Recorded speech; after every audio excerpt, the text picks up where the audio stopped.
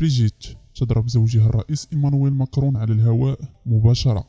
ولكن قبل الخوض في التفاصيل المرجو الاشتراك في القناة والضغط على زر الإعجاب حتى تتوصلوا بكل الأخبار الحصرية المغربية.